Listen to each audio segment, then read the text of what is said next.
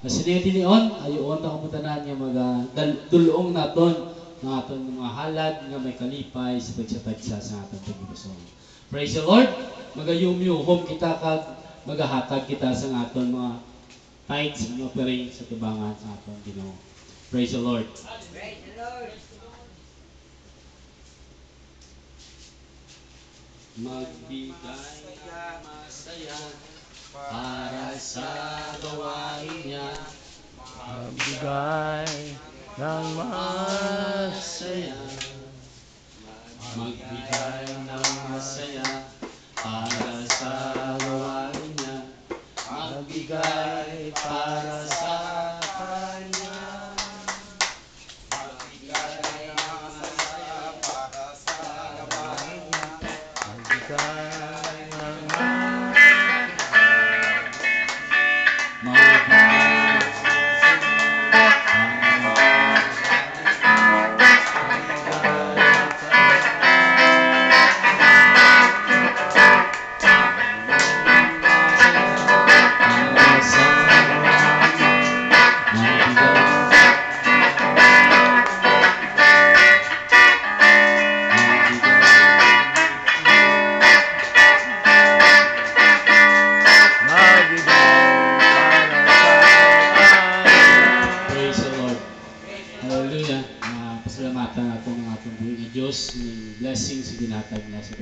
sa atin. Amay na langit noon, sinding mo kaayo, Ginoo, my Lord Jesus, ikaw nag-bless sa amon. Ikaw, Ginoo, naghatag sa amon sa amon mga kinanglanon. Lord, dalayahon din ikaw nag-supply, Ginoo, may sikat sa amon. Lord, Ginoo, my Lord Jesus, kinabalik namon, magpapasalamat, Ginoo sa imo ngalan, paagis ni amon mga halad sa imo tubangan. Lord, tanda sa amon gugma, Ginoo, my Lord Jesus. Kaya susunod kini, oh Lord Jesus, kapag ikaw ginawa, my Lord Jesus, pakamaayo sa amon sa dugang ginawa, my Lord Jesus. In your mighty name, Lord Jesus, ikaw ginawa. Tagaan namon sa mga pagsimba kung mga pagdayaw, Lord, we pray in Jesus' name. In Jesus' name. Kagsaptang nagapabiling kita sa pagtindog, i-welcome naton ang pulong sa Ginoo, na pagadalon sa aton pinalanggang pastor halin sa Tanay Rizal, no? Kag i-welcome naton ang aton beloved brother Chester Federico. Praise the Lord. Thank you, Brother Demos. Ihanda natin ang ating mga banana aklat. Mayroon kayong mga banana aklat?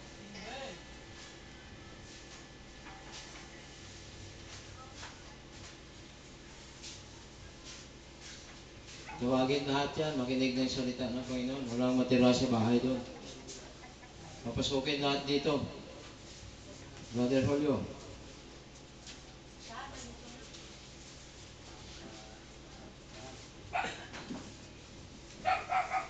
Shall we shout, praise the Lord? Praise the Lord. Nakasan natin. Shall we shout, praise the Lord? Praise the Lord. Ang ating topic ngayong umaga, this is regarding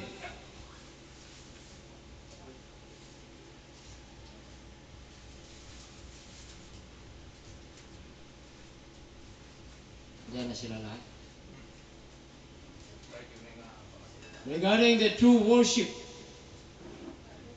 Ang ating forward na lang dito lahat, malayo kayo dyan. Ang ating pag-uusapan, true worship. Ang ating text ngayong umaga makikita sa John chapter 4 verse 24. John chapter 4 verse 24.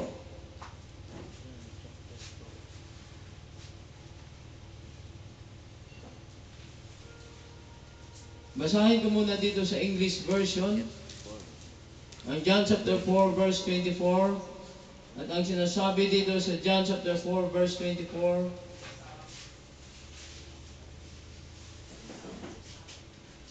God is a spirit, and they that worship Him must worship Him in spirit and in truth. Ang Diyos ay Espiritu at sila na nagsasamba sa Kanya, magsamba sa Kanya sa Espiritu at sa katotohanan. Amen. Shall we raise our hands to the Lord this morning para mag-ask tayo ng anointing sa Panginoon upang i-bless niya yung Word of God ngayong umaga? At tawagin ko si Brother Demos para i-bless ang Word of God. Praise the Lord. Amay nga langit noon sa sining kiniuan Ginoo amay nagapasalamat kami. Sining isa ka matahom nga mga pulong Ginoo nga ginhanda nimo para sa amon. Kabay Ginoo amay sa sining kiniuan ikaw Ginoo maga-bless sa amon. I-bless ang amon mga tagipusoon, i-bless ang amon mga panguna-una Ginoo amay. As we do this ning O Lord Jesus ning imo mga pulong Ginoo amay kabay ang anointing Ginoo magalabot sa tagsa sa amon. Pakamayuhang tagsa sa amon Ginoo may kabay ini mga pulong Ginoo magipreparar nimo Ginoo para sa tagsa sa amon Ginoo magapanulupsok sa amon mga tagipusoon kag panguna-huna Ginoo my Lord Jesus nga mangin giya sa tagsa sa amon mangin suga sa amon dalanon Ginoo may Lord pakamayuha kami Ginoo may as we do listen O Lord Jesus sining imo mga pulong Lord God bukusa nga amon panguna-huna bukusa nga amon tagipusoon Ginoo my Lord God nga masintro sining pulong Ginoo may gipreparar nimo sa tagsa sa amon. Pakamayuha kami tanan, we pray in Jesus name. Everybody say in Jesus name. In Jesus' name. Amen. You may be seated.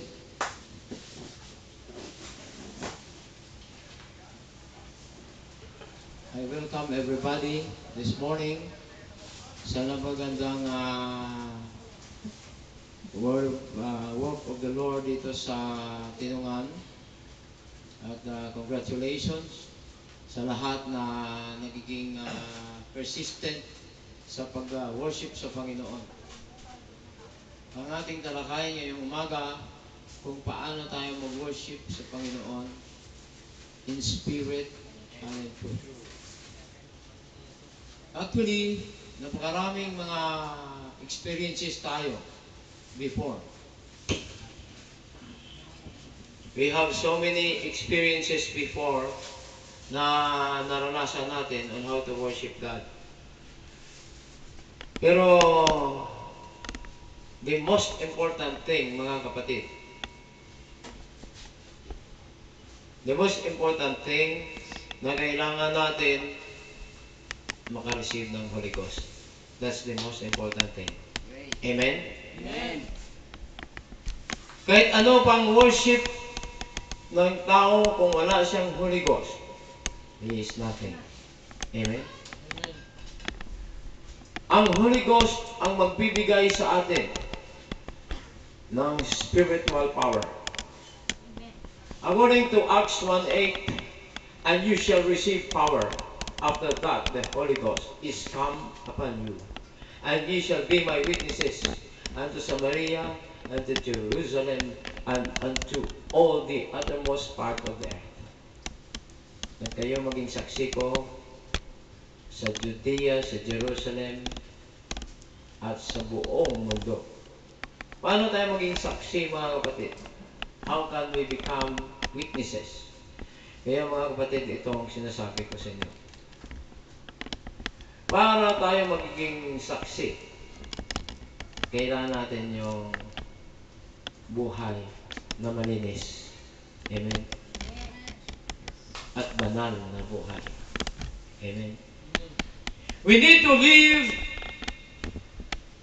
a life which is holy,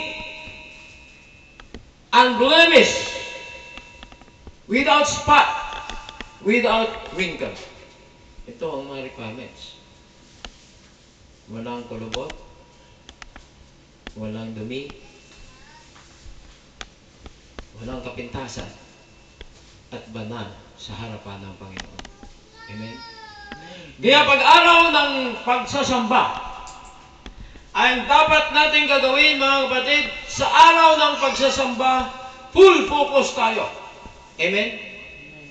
Buong araw, isang araw, ilang oras? 24 oras, di ba? Ang sa mga protestante, ilang oras binibigay nila? 2 orasan. minsan tatlong oras, minsan 4 na oras. Sa Katoliko, ilang oras? 1 oras. Sa Iglesia ni Cristo, 1 oras. Pero sa Apostolic Church of Jesus Christ, dito sa ating grupo, whole day yan.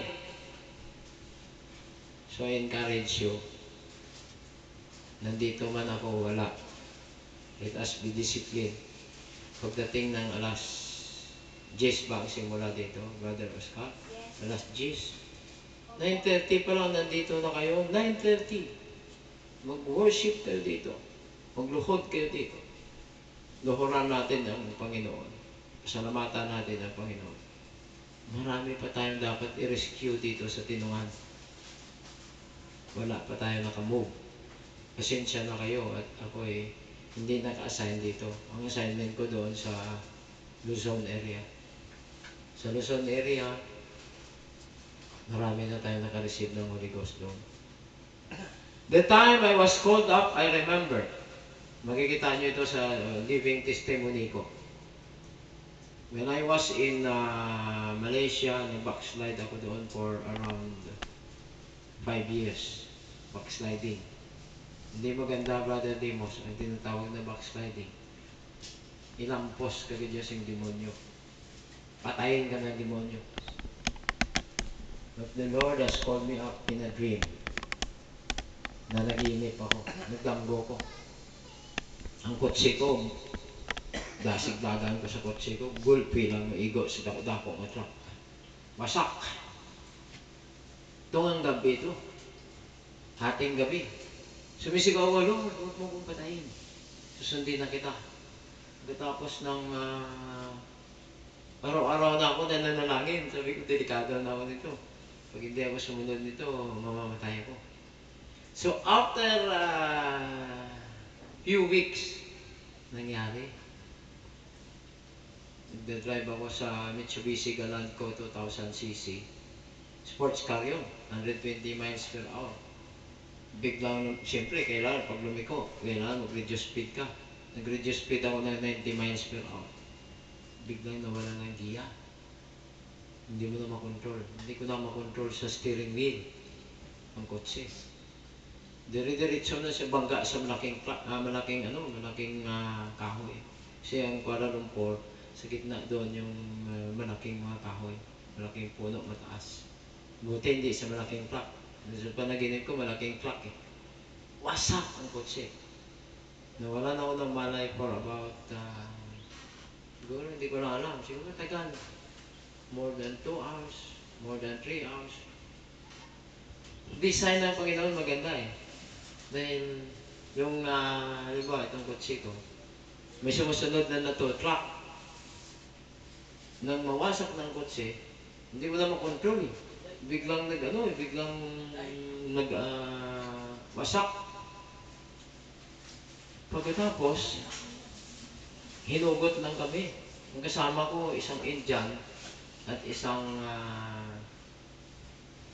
anak niya na Indian din, na babae. And then, yung ginawa ng driver ng tow truck at saka sumusunod ng mga kotse, hinugot lang kami sa kotse. Isang himala, mga kapatid. Wala akong sugat.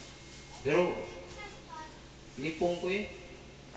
Pag wala man bukol, natingala ko. Wala akong bukol, pero wala na akong malay. Yung ulo ko tumama sa steering wheel.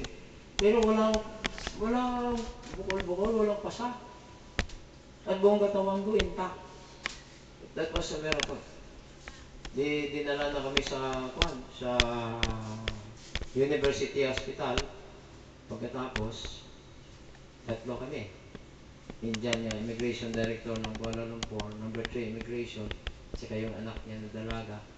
And then, pagdating doon, wala ka daw, walang tama. Sabi ng doktor, hindi ko alis na ako. Where is my friend? He's there in the ICU under compression because he's 50-50. Takbo ako baga doon, Lord, huwag mo na idamay. Huwag mo damay ito, kaibigan ko. Doc, can I enter? No. Just stay outside. Hindi ko makapasok sa labas na ako ng langit. Lord, please save my friend. It's my fault. Kasi hindi kita sinunod. Tapos, ano nangyari? To make the long story short, mga kapatid, the Lord has sent me to Sabah. Kakuha ko ng project doon. Engineering project. And then, pagdating sa Sabah, doon ako nag-set up sa Labuan, Federal Territory. Daming mapabaptize. Hindi pa ako ready. May dala-dala pa akong babae kasama ko. Kasama ko pa si mama noon, si Johnny, si Junior. So tinawag ko si Pastor James. Sabi ko, punta ka dito, maraming baptizan. Gusto sana kita. And then, pumunta sa doon. He baptized more than 50 souls. Iba-ibang lahi. May mga Malaysian, Chinese, Filipinos, Malaysian, may Portuguese, may mga... So, ang aming kwan doon, English, service. So, si Brother Loxin pang MC ko doon, Brother Demas, alala mo si Brother Loxin. Tapos, akong preacher, nandun din si Brother Josue. During the time, pag magpasiking kami ng Holy Ghost, may nagre-receive din. Ano yung mga naka-receive ng Holy Ghost? Pero isang araw na naginip ako, Lord, sa Panginoon, sa offshore project pa ako. Di ba sabi ng Lord sa akin, di ba sabi ko sa Pilipinas ka mag-put up ng gawain? Bakit dito ka nag-put up sa, sa Sabah? Ikaw, Lord, dito na lang kasi dollars dito eh. Pilipinas, peso yun. Mahina ang pera doon. During that time, mga kapatid, medyo ang tinitingnan ko yung material side. So, wala talaga tayong magawa. The Lord has deported me back to Philippines. Pero pinakulong niya muna ako, Brother Nestor, doon sa Court Kinabalu for 6 months. To clean my body sa kulungan. Kasi kung nasa kulungan ka, yung katawan mo maging malinis, di ba? Alisin niya lahat yung mga dumi-dumi doon. So, nag-repent ako doon, ako nagbo-Bible study, nag-prayer sa mga priso, at pagkatapos yan, yung mga priso na binubugbog ng mga pulis doon. Kasi doon, mga kapatid, sa kulungan, sa Kota Kinabalu, more than 10,000 kami doon. Yung mga tao na nagbubugbugan, di ba, nagsusuntukan, mga priso. Dahil nagsusuntukan mga priso, ang ginagawa ng mga priso ay suntukan. Hindi sila nagkakaunawaan eh. Yung nagsusuntukan sila, ang ginagawa ng mga pulis, dinadala na sa labas, sige, magsuntukan kayo, magsuntukan. Bawat pulis, suntok din sa kanila. Sige, pag matapos na pagod na sila, sabi naman ng mga pulis, o sige, pasok na rin, daming pasay. Bukol-bukol mga katawan dahil sila muna nagbubugbugan. Pagpasok nila sa kulungan, ako naman nagpe-prayer sa kanila kasi punong-puno na ng mga bugbog, punong-puno na ng mga pasa. Kaya piniprayeran ko sila, gumagaling naman na pinapagaling ng Panginoon. Kaya praise God na diniport niya ako dito sa Pilipinas at bago po ako umalis sa kulungan, narinig ko po ang boses ng Panginoon, Kadis, Kadis, Kadis. Sabi ko, Lord, ano ba yung Kadis, Kadis, Kadis? Ang nangyari, after the prison, escorted ako na immigration, papunta sa airport, deported back to Philippines. Pera ko, $200 na. Pagdating dito, diretso kami sa Cadiz. Nandun pala si Brother Johnny, may pinamumunuan siya na isang church doon sa Cadiz. Yung kuha na yun, yung church na yun, may mga naka-receive na rin ng Holy Ghost doon. Kaya mga kapatid, within 9 months na nandun ako, nag-fasting ako muna for 40 days. Fasting. Sus, pumayat ako nga daw butot, balat na na walang laman. Dahil sa fasting and prayers. And then the Lord has poured out the Holy Ghost. 136 ka mga tao ang naka-receive ng Holy Ghost. Palakpakan natin ang Panginoon. There were 136 people who received the gift of the Holy Ghost. And after that, I told my Lord, I need to go back to Singapore because my 9 months has already been completed. We continued to preach the gospel in the Philippines, and we continued to preach in Fabrica. Nag-crusade kami doon. Every time I lay my hands to anybody, regardless of their sickness, they are all healed. Palakpakan natin ng Panginoon. Lahat sila pinagaling. Kahit anong klaseng sakit, there is no sickness that the Lord cannot heal. Because according to Mark 16:15 to 18, go ye into all the world and preach the gospel to every creature. He who believes and is baptized shall be saved, but he who believes not shall be damned. And these signs shall follow them that believe. In my name shall they cast out demons. They shall speak with new tongues. They shall take up serpents. And if they drink any deadly thing, it shall not hurt them. They shall lay hands on the sick, and the sick shall recover. Hallelujah. Walang sakit, walang karamdaman I love you, Jesus. na makahinder sa tauhan ng Panginoon. I am already 32 years in service to the Lord. No hospital, no doctor, no medicine. The Lord heals me in the name of Jesus. Jesus. Atakihin man ako ng mga surahat, ano tawag niyan? Mangkukulang, 5 mangkukulang. Tumitira sa akin, tusukin ako sa puso, tusukin ako dito sa sintido, tusukin ako sa puwit. 5 mangkukulang laban sa akin. Sabi nila, isa lang matira sa atin. Kami o ikaw. And the Lord, I pray to the Lord. Pinilay nila ako for 2 weeks. Pilay. Pilda ako. I pray to the Lord, Lord, please help me. 5 mangkukulang. Patay sila lahat. And then I was healed by the Lord. Palapakan natin. Thank you, Jesus.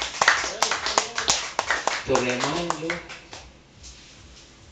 that Jesus Christ is the Lord of Lords. He is the Doctor of Doctors. Amen. He is the King of Kings. Amen. Amen. Jesus. Bakit pa tayo maghahanap ng mga doktor na tao? Hallelujah. Because we have the Doctor of Doctors. I love you, Jesus. Amen. I remembered, iba sa inyo dito, by phone lang pinapagaling. Amen. By phone. How much more nandito na ako ngayon? The Lord is here with us by this morning. Yes. Kaya kailangan namin ito sa inyo, mga kapatid, to be faithful. Kaya kayo pinipitik ng Panginoon, nagkakasakit kayo because you are not faithful. Amen? Amen? Talakpakan natin ang Panginoon. Yan ang topic natin, the true worship. In the true worship, we must worship the Lord in spirit and in truth. Nag-worship ka tapos hindi mo naman ginagawa ang kanyang mga commandments. Sabi niya, if you love me, keep my commandments. Kung mahal mo ako, sundin mo ang lahat ng aking mga palatuntunan at ang aking mga kautusan. Amen? Tayo na, nasa apostolic na, tapos di natin susundin. Siyempre, pitikin tayo ng Panginoon. Oh, may kasala ka, anak. Katulad din, kung may anak ka, nagapasaway siya. Pero disiplinahin mo para maging maganda yung takbo ng buhay niya. Amen? Pero kung hindi mo sinasaway, lalaki yan na basag ulo, mamamatay tao, at saka killer, drug addict, will end up to the jail. No? Di ba? Pagdating doon sa kulungan, kawawa naman. May iba naman matay sa loob ng kulungan. Bakit? Nakulong ako 6 months lang hirap na hirap ako. Pero masaya rin sa loob ng kulungan. Dahil doon, ma-enjoy mo yung tinatawag na sacrifices to the Lord. Amen? Tawag sa akin ng mga pulis doon, Sir, hindi naman ako nakakulong. Nandun na ako sa opisina ng kaibigan ko na general. Pagkalabas ko sa araw, kukunin niya ako sa araw, paggabi, balik niya ako doon. Doon ako tutulog sa araw. Doon naman ako sa opisina niya. So, ikot-ikot na kami sa malaking hektarya yun. Maraming hektarya yung prisuan na yun. Mag-fix ng mga electrical circuit doon.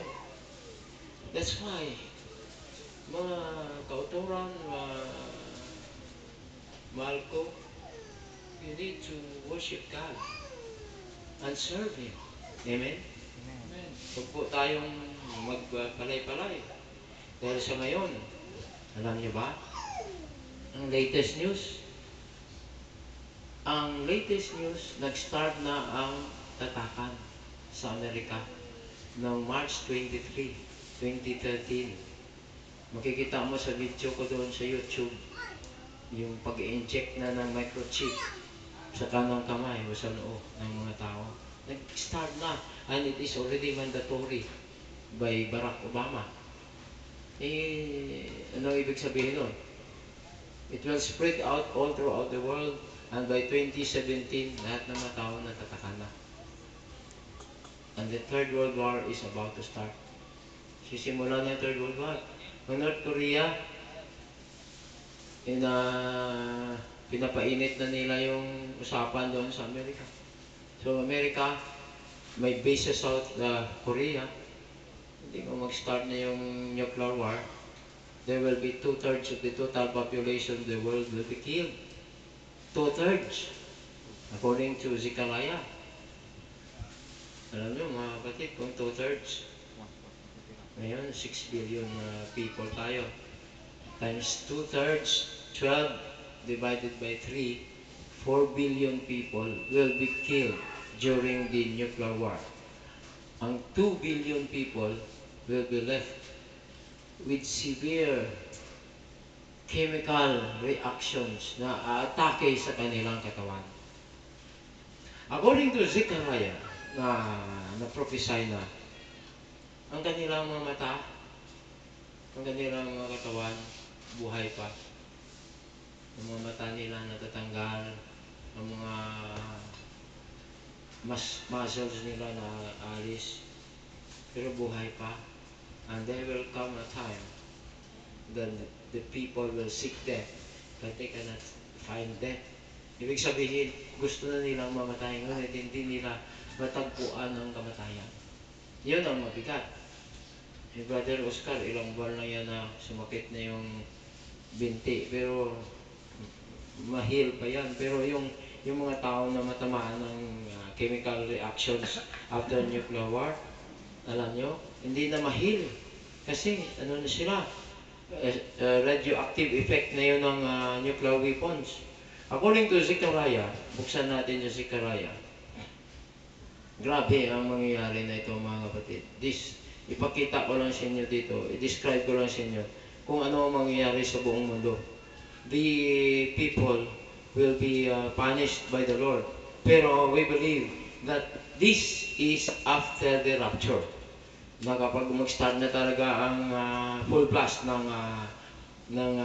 marking system and the reign of Antichrist, and also the Third World War, ito po mga kapatid ay tapos ng rapture. Nakuha na ng Panginoon ng mga tao dito, ng Panginoon dito sa lupa, and then dinala na doon sa kanyang heavenly places na nahanda doon sa mga mansions doon na hinanda na. At sabi ng Panginoon dito, nadadalhin niya tayo. Sa John chapter 14, babasahin natin. Sa John chapter 14, sundan nyo na lang ako. Sa verse 1, let not your heart be troubled. You believe in God, believe also in me. In my Father's house are many mansions. If it were not so, I would have told you, I go to prepare a place for you. Thank you, Lord. Sabi nito, sa bahay ng aking ama ay maraming mga mansyon at pupunta muna ako doon upang ihanda ang lugar para sa inyo. So verse 3, and if I go and prepare a place for you, I will come again and receive you unto myself, that where I am, there ye may be also. Kapag pumunta ako doon, ihanda ko ang lugar para sa inyo, at kung saan man ako, dadalhin ko kayo doon. This is the fulfillment of the promise of the Lord Jesus Christ, na nag-prepare na siya ng mga heavenly mansions doon, mga kapatid. Amen? Nag-prepare na siya. So, after He prepared, He promised, Brother Nestor, that He will come back in order to take us. Sino bang kukunin niya?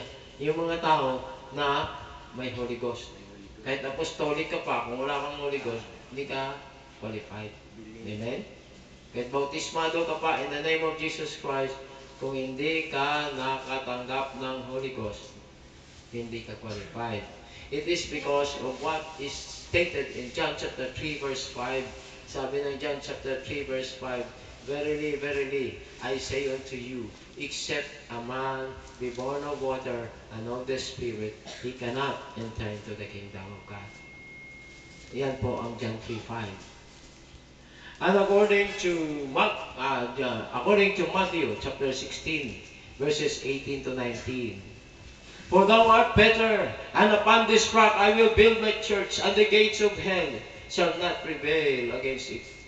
And I will give to you the keys of the kingdom of heaven, that whatsoever thou shalt bind on earth shall be bound in heaven, and whatsoever thou shalt loose on earth shall be loosed in heaven. At ito na, ipinigay niya sa atin. The Lord Jesus Christ has already given the 5 keys for the kingdom of God to Apostle Peter. Amen. Amen. And Apostle Peter received the instruction.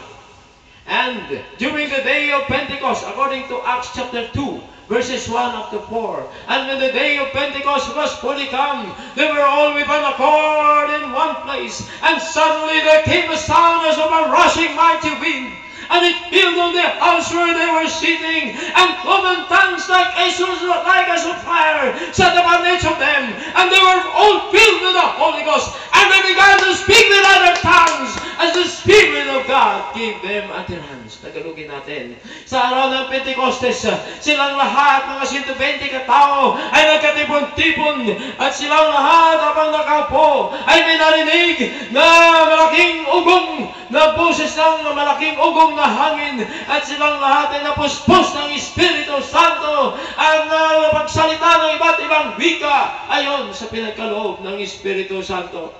And verse 37, the people asked the apostles, Men and brethren, what shall we do? Then Peter said unto them, Repent and be baptized, every one of you, in the name of Jesus Christ, for the remission of sins, and ye shall receive the gift of the Holy Ghost. For this promise is unto you, and to your children, and to your children's children, and to all those that are far off, even as many as the Lord our God shall call.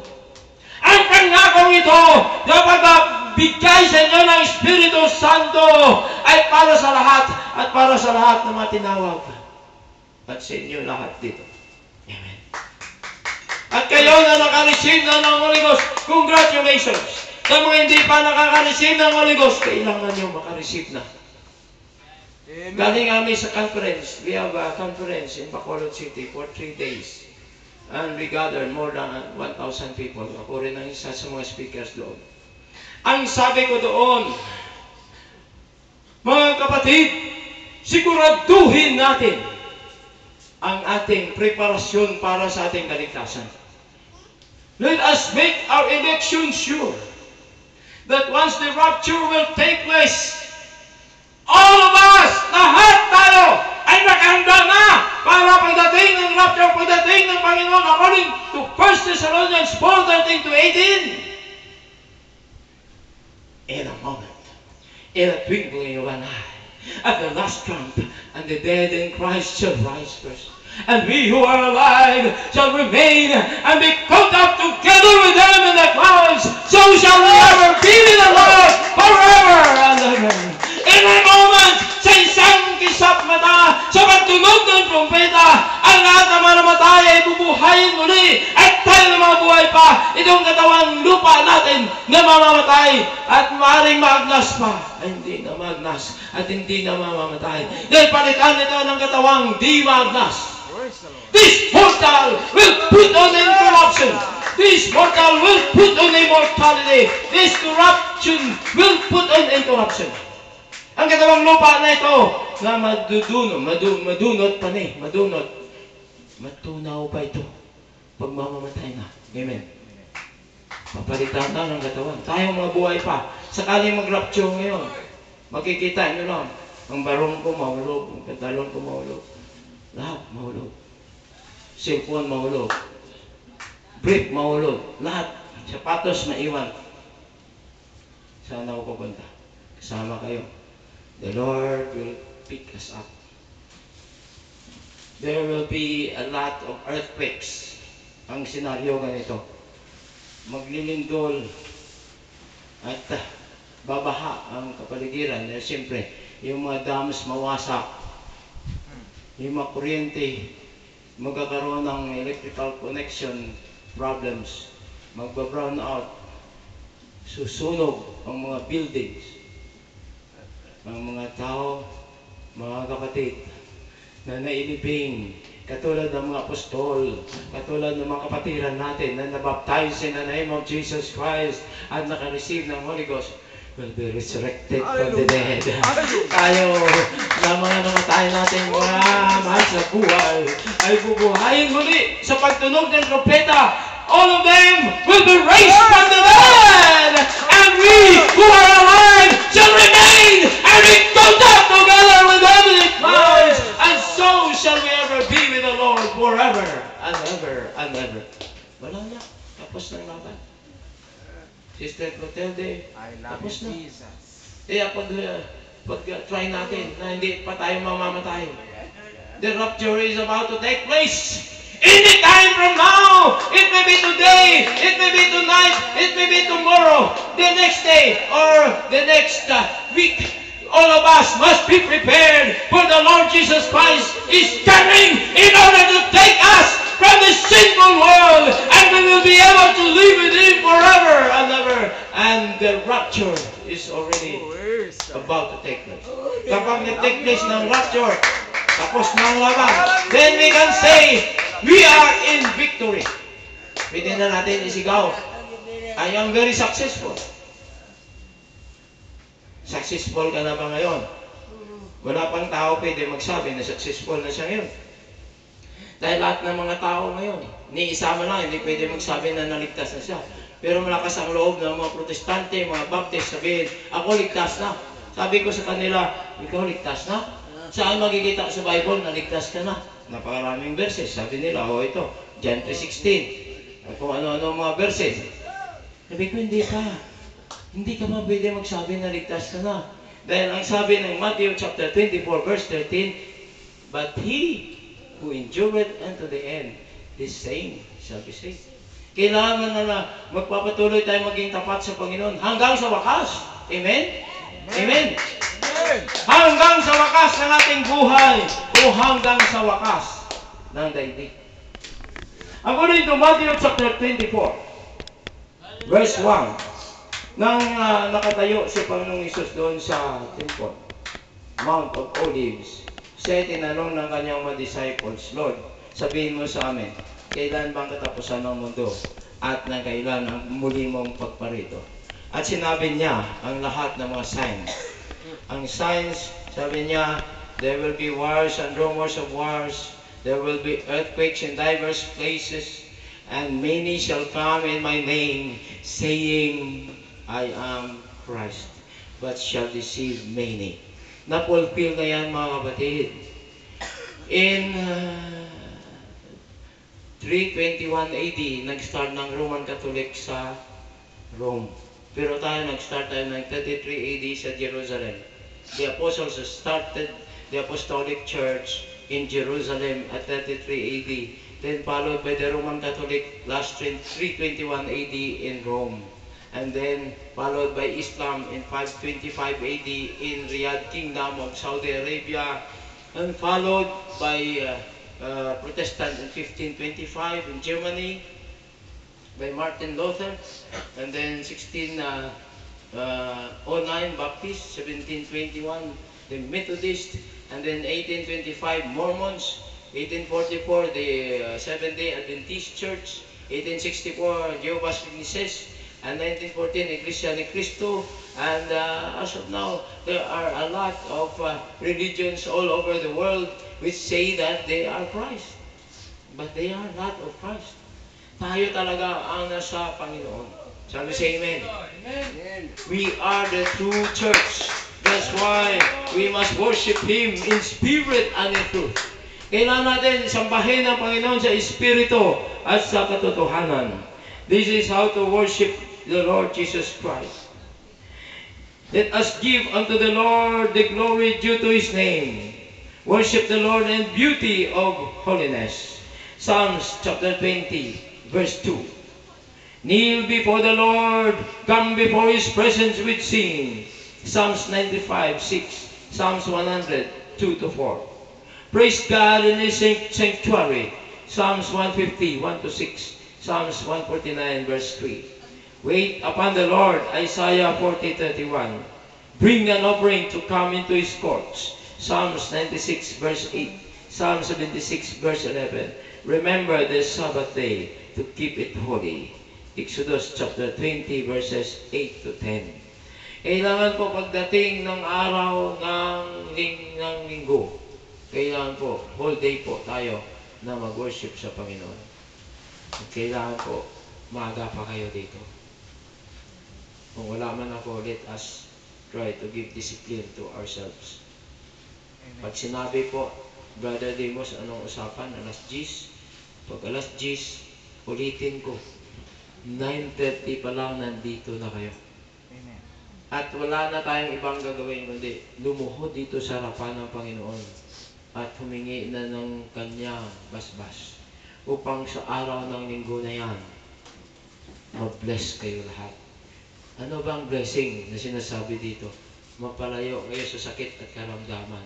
Kaya marami sa ating mga kapatiran nagkasakit dahil yan, hindi natin sinusunod. Amen?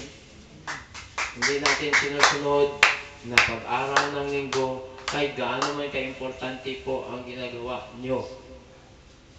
Unahin muna ang simbahan. Amen?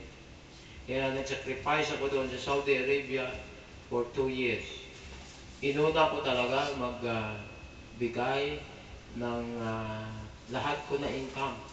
2 chapel ang pinatayo sa pamagitan ng income ko doon sa Saudi Arabia. Isa ito, pero hindi pa rin ito kumpleto.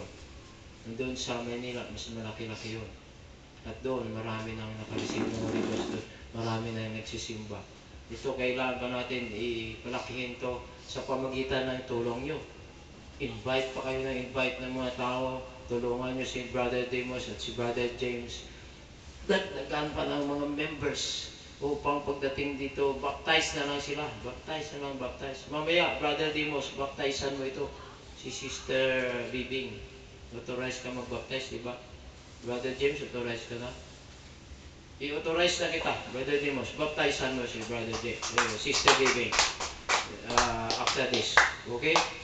I authorize you. Please stand up here, Brother Demos. I will authorize. Shall we pray for Brother Demos? Okay. Tayo muna. Lord God Almighty, our Heavenly Father, I authorize Brother Demos to baptize here in Tinungan because he is the assigned worker here in Tinungan Church. And I authorize him to baptize the people here.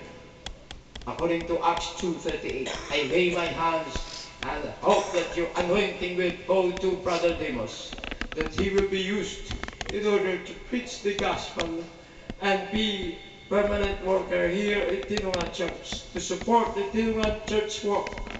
And let the Holy Ghost anoint him this morning I couldn't say kuchu papa si chikyara pakharu pukusinji. Chibu sai kwarane kwakhansete papa sunchukuyi. Chibu arela sikis di papa senchuku arela papa. Nakakasenchukuyi chenchel. Kumakachinchuka. In the mighty name of Jesus Christ, I anoint Brother Demos Suarez to be authorized to be a baptizer here in Tinungan Church. In Jesus' name, amen. Congratulations, Brother Demos. You may be seated.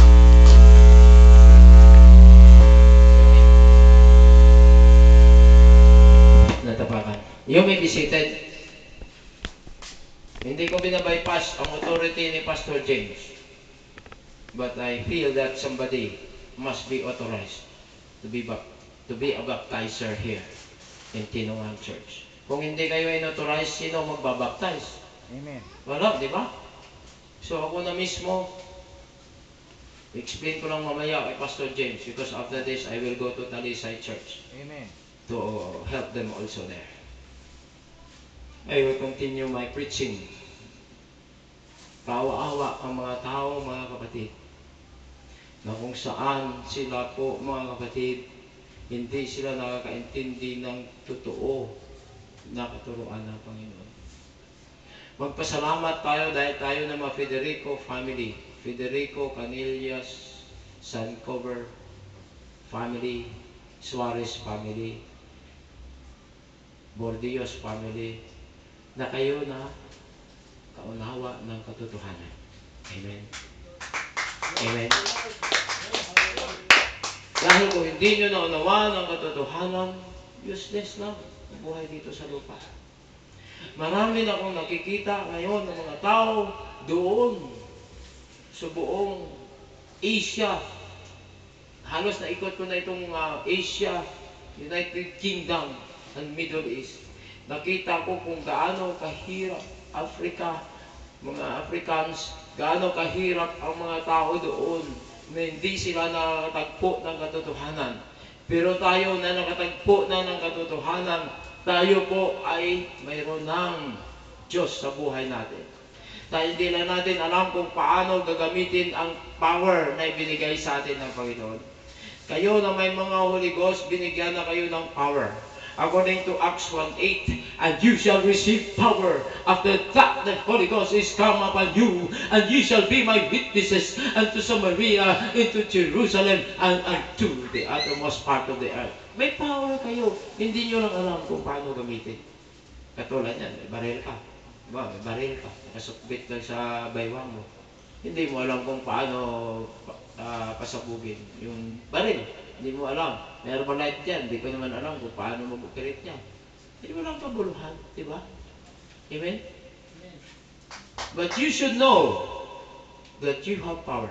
Kaya sabi ni Sister Maria Cecilia kanina, be back to normal. Hindi ikaw yun. Kundi ang power of the Holy Ghost. Amen? Amen? Amen. Tawag lang ko sa cellphone.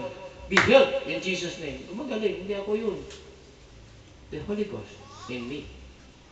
Marami na sa inyo pinagaling dito. By phone lang. Amen? So ano pang hinihintay natin? What are we waiting for? According to Romans chapter 6. Buksan natin ang Romans chapter 6.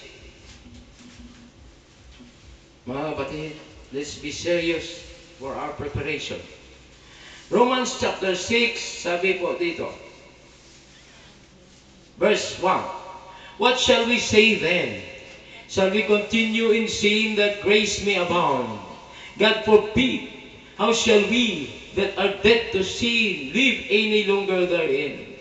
Know ye not that so many of us were baptized into Jesus Christ, were baptized into his death? Therefore we are buried with him by baptism into death, that like as Christ was raised up from the dead by the glory of the Father, even so we also should walk in the newness of life. Ano bang masasabi natin? Magpapatuloy ba tayo sa mga kasalanan upang ang grasya ay mawawala? Di hinayaan ng Panginoon, magpapatuloy tayo. Kailangan, huwag na tayo magpapatuloy sa ating mga kasalanan. Hindi nyo ba alam na kayo na nabautismuhan kay Kristo Jesus ay nabaptize kayo sa kanyang kamatayan? Kaya kayo ay nailibing na sa bautismo sa kamatayan. Na katulad sa kay Kristo na siya ay nabuhay na maguli. Siya ay nabuhay sa gloria ng Ama. Kaya nga tayo ay kailangan manatili ring lumakad sa bagong pamumuhay. Shall we say amen? Amen. Walk in the newness of life. Walk. Manatili rin tayo na lumalakad sa bagong buhay. Kaya ngayon, nakikita ko rin sa inyo, palay-palay kayo sa pag-alagad sa Panginoon. Di palay-palay din ang Panginoon sa inyo. Di ba? Ito na yan. Halimbawa, ako ang iyong tatay. Ikaw ang anak ko. Humingi ka sa akin ng pera. Paano kita bibigyan ng pera? Eh nakita ko naman na yung ginagawa mo ay kung bibigyan kita ng pera, lasbagin mo lang ang pera. Hindi na kita bibigyan ng pera. Amen? Lasbagin mo lang naman ang pera eh. Pero kung nakita ko na ikaw ay faithful, bibigyan kita kagad. Hindi ka na dapat magsalita pa ng marami. Ganyan din ang ating Diyos na makapangyarihan na kapag kung tayo ay nag-aalagad sa Kanya ng maayos, hindi niya hahayaan na magkasakit tayo. Hindi niya rin hahayaan ng malas-malas ang buhay natin because He already given us the promise. Ano ba ang kanyang pangako? For this promise is unto you and to your children and to your children's children and to all those that are far off, even as many as the Lord our God shall call. This is the promise of the Lord Jesus Christ. According to Philippians 4:19, but my God shall supply all your need according to His riches in glory by Christ Jesus. Lahat ng inyong mga pangailangan ay isusuplayan ng aking Diyos sa lahat ng inyong mga pangailangan. According to Matthew chapter 6 verse 33, but seek ye first the kingdom of God and all His righteousness, and all these things shall be added unto you. Eh kung ikaw hindi rin sumusunod sa kanyang palatuntunan, hindi mo rin sinusunod ang kanyang lahat ng mga kautusan, wala ka na rin point sa Panginoon. Ano bang nangyari kapag basura na ang isang basura? Di ba? Pag maganda pa yung damit ng tao, lansahin niya, labahan niya, isuot niya. Pero kung kusot-kusot na, ibasura niya na lang yun. Butas-butas na, ibasura niya na yun. Di pagbasura na, saan pupunta yan? Di doon sa basura, sunugin ng basura. Tapos na. Ngunit tayo na may mga Holy Ghost, we are very precious to the Lord. Tayo na nabaptize in the name of Jesus Christ, we are very precious to the Lord. Because we carry His name. Amen. Mga saksi tayo ni Kristo Jesus. Sino ang saksi? Saksi niyo ba? Hindi. Tayo ang saksi ni Kristo. Shall we say amen? Amen. Sabi nila sa akin, Pastor, mayroon bang saksi ni Kristo? Oo, may saksi ni Kristo. Sino ang saksi ni Kristo? Kami ang saksi ni Kristo. Praise the Lord. Amen. Sabi sa amen. Amen. Bakit tayo ang saksi ni Kristo? Because we have witnessed the grace of God. We have witnessed the power of the Holy Ghost. We have witnessed the divine healing of the Lord Jesus Christ. He healed us of all our sicknesses. He protected us of all our dangers. We are here because we were able to survive the spiritual battles, the trials, and the test of time. We were able to successfully overcome. As Paul said, I have overcome the world. And we need also to overcome all the trials and the test of times because we have the Holy Ghost in our hearts. Shall we say amen? Amen. May Holy Ghost tayo. Kailangan mag-activate ang Holy Ghost sa katawan natin. And then we can say that Lord God Almighty, I have overcome the world. Praise be your holy name, O God. Praise be your holy name, O God. Siling ni Chok Piping sa ako, nadumduman ko pa. Sumbuhi pa si Chok Piping. Tatay ni Brother Bungbong. Nanoy, ako yung successful king nga tao. Ngayon ko nga ang naging successful. Tanan ko nga bata, kita eskwela ko, nag-graduate. May mga professional na talang. Islang ko, successful ka na. Ano pa? Mga konbalay, maayo man. Tanan ko yung pinangalanan kompleto. Kuhay ko singkulang pagkaon. Pagkaon mo ka, di successful ka na. Yes, successful na. Ngayon ko, congratulations. Naintindihan niya yung ginatawag na successful, material. Pero tayo, mga kapatid, na naintindihan natin ang successful, spiritual, and material. Amen? Amen. Hindi lang material. Napag-graduate mo man ang bata mo, naging successful ka dahil naging professional siya. Hindi yan ang batayan. Ang batayan natin na we are born of water and of the Spirit, and we are ready for the soon coming of the Lord Jesus Christ. Praise. Amen. Sabi say amen. Amen. Handa na ba kayo kung sakaling dumating ang rapture ngayong araw na ito? Amen. Handa na ba kayo kung sakaling dumating ang rapture sa araw na ito? Amen. Parang isa lang yung nag-amen si Brother Mr. Bang. Ulitin kong tanong. Handa na ba kayo pag sakaling dumating ang rapture sa araw na ito? Amen! Sabi sa amen! Amen. Pag nag-amen ka, ang butsing ganun, handa. Amen? Amen. Kung hindi ka pa handa, hindi pa ko handa, pastor. Basta mahanda pag ito. Di ba? Amen? Brother Julio? Amen. Handa ka na ba, Brother Julio? Hindi pa po handa. Handa dito. Di ba? Yan ang dapat mo isagot. Hindi yung kahit hindi ka pa handa, sa nag-amen ka na, sigaw ka na. Amen! Sigaw ba? Lakas pa ng amen mo, hindi ka na handa. Hindi ka pa nag-repent. Di ba?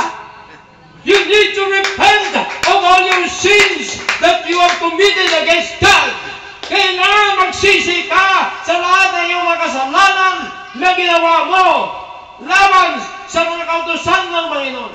Hindi lahat naman tayo may kasalanan eh. Hindi ko sinasabi wala akong kasalanan. Lahat tayo. But according to Romans chapter 6, we must walk in the newness of life. Sa verse 4 yun. Kailangan natin lumakad sa panibagong buhay. Amen. Amen. Amen, Brother Nestor. Kaya kailangan natin, mga kapatid, lumakad sa panibagong buhay. Kailangan natin ito dahil kung hindi tayo lumakad sa panibagong buhay, ay, ang mangyari sa iyo, ay, papilay-pilay ka, papilay-pilay. Bakit ka napilay? Palupog-lupog ka, nga nalupog ka. Ikaw rin ang gumawa niyan. Amen? Amen. Amen? Amen. Ibuhos ang tanduay. Hala, tanduay. Sigarilyo. Ikaw mismo ang gumawa kung bakit napilay ka. Amen? Hindi ang ibang tao kung bakit nagkasakit ka. Ikaw mismo ang dapat sisihin mo ang iyong sarili at magpakumbaba ka sa Panginoon. Magsisi ka sa Panginoon. Amen? Amen. Amen. Sabi sa amen. Amen. Ang pagsisisi, it is between you and God. Ikaw ba palagi nagsisimba pagdating ng linggo? Ay tanong, pagdating ng linggo, nasaan ka? Nagsisimba ka ba o hindi? Kayo na mga kapitbahay namin, mga kasibigan, ari kami diri nga nag-aimbita sa inyo para mag-join sa amon sa pagsimba sa Ginoo, sa Espiritu ug sa katotohanan. Amen. Amen. Alam ko, discern ko, hinagapamati ka mo dira, ang amon mga kasilingan, nga kinanglanon, mag-alagay kita sa Ginoo, para pag-abot sa Ginoo, kamo nakahandaman, para kamo maluwas man, kay wala sa kaluwasan, kung wala kasunod sing Acts 2:38. Amen. Sa binuhagan, Kapitulo 2, versikulo 38. Kaginambal ni Pedro sa ila, maginonsol kamo, kang magpabautismo ang kalaysa sa inyo, sa ngalan ni Ginoong Isus Kristo, para sa kapatawaran sa inyong mga kasalanan, at inyo mabaton ang banal na Espiritu, ang Espiritu Santo. Praise the Lord. Sa ating mga kapatiran ngayon, hindi pa huling lahat upang kayo magsisi at magkaroon ng panibagong buhay. Let yourselves be active in the work of God. Tama si Brother Nestor kanina. Lasotso pa lang, gadukoy-dukoy na siya. Ari na din siya. Hindi pa wala to mong Ginoong. Amen? Amen. Ang Ginoong katuan dati, hindi man si Brother Demos kag si Brother James. Ang Ginoo, gahulat din, why pagidong na bata ko ba? So, just rejoice yourself. Just reactivate yourself. Nakabudlay yun magkadto sa simbahan, no? Budlay yun siguro, no? Brother Demos, magkadto sa simbahan. Kinahanglan bisan magtamang ka mo. Amen? Bisan magtamang ka mo. Kadto gid sa simbahan. Kay amo ini ang lugar nga mabato ninyo ang blessings sa Ginoo para sa inyo kabuhi. Amen. Ang sekreto, kung nga 32 years, wala pa ako na ospital. Bisan magkamang ka to. No? 32 years, sekreto. Inuna ko ang pagserbisyo sa Ginoo. Amen? Wala naman kamo gakamang kay may mga salakyan kamo. Ang mga tao nag-aawala sa salakyan, nauna pa dali. Hindi ni dahilan, hindi ni rason. Kung nga mga tao nga wala sa salakyan, nauna pa din. Mag-drive ka lang yan po, pag-drive mo, 5 minutos lang, ari ka na din. Pero naulihin ka pa. Bakit? It is because of the Filipino attitude. Di ba, Brother James? Filipino attitude. Boss naman na. Manana habit. I hate the manana habit niya itinuro sa atin ng Espanyol. Hindi ko nagustuhan yun yung manana habit. Ba't siya ganon? Di ba, may himuon ka sa bungan tao. Masiling ka, basta na. Makat ko. Hindi, kung nahimo mo na sa bungad daw, himuon mo na. Kaya kung may manana habit ka, pulaton mo naman buwas, pag-abot sa buwas, saling mo buwas naman, malipas ng isa katuig, huwag mo pa mahimo. Ito yung manana habit mo. Amen? Amen. Amen. Pero kung nabahay kasing manana habit, pag siling mo, i-prioritize mo kung ano ang himuon mo. Unahon mo kaya kung ano ang priority. Amen? Amen. Para hindi mag-troubled ang kabuhi mo, you need to live a life with prioritization. Ano bang priority mo? Siyempre, priority natin yung pagservisyo sa Diyos. Bisan ano pang matabo, pag abot niya sing Domingo, kinahanglan ari ka na sa simbahan. Diya mo ining design sa Ginoo nga ginpatindugan kita sa Ginoo dire sa simbahan sa tinungan para ang tinungan maluwas. Ang purpose ko gid siniya nga kamo nga mga kauturan ko pag mga ginikanan ko maluwas man kamo. Praise Kaya ako nag-enjoy ako sa presensya sa Ginoo dito sa Manila with Blessed Church. Pour out ang Holy Ghost. Pero paano kamo ako lang maluwas. Amo nang sining ko sa mga kapatiran doon sa Manila. Sabi ko, may sakaling ma-rapture at nadala na kami at ikaw maiwan, huwag mong pabayaan ang building. Napagandang building natin, di ba? Di ba? Huwag mong pabayaan. So sabi na, hindi, gusto ko magupod man.